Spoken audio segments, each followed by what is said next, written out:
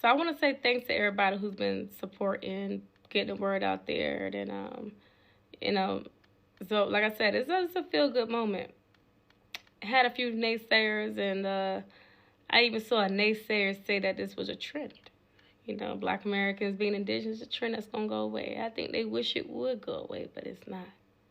I don't see how finding unmarked graves and our indigenous ancestors is a trend. I don't see how finding out land got corporations on it is a trend. I don't see how finding out some of our enslaved ancestors were actually from tribes from North America or even the Caribbean was a trend. I'm not really sure how this works, but you know, they once again want to see the Indian just go away. Right? It's the only way you can make America work. The Indian go away. Black Wall Street that sat on Cherokee territory, I don't think that was a trend. But it was a very well-known documented attack, right?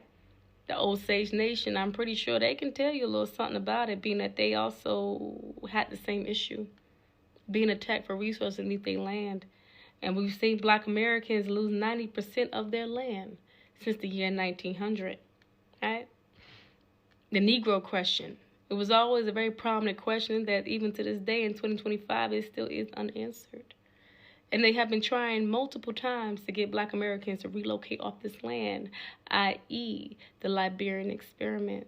About in 1894, Senator John Taylor Morgan, who wanted to petition and did petition the Congress that Black Americans should be relocated to Hawaii, Cuba, maybe even the Philippines.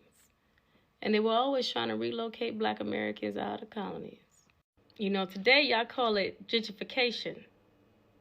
But I think we like to call it ethnic cleansing. It's exactly what it is. From Oliver Cromwell to now, private investors that come here to ethnic cleanse and price out people from areas they don't want there, those they deem undesirable.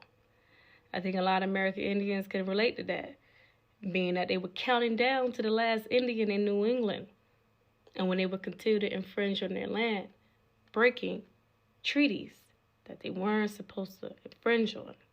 It's an issue with paper genocide and the way how you can reclassify people to take on a identity that's not their own, with words of languages they might not quite understand, that within 100 years that they descendants will now have this language that they are following by, and little do they know they will really usher themselves out of their own ownership and their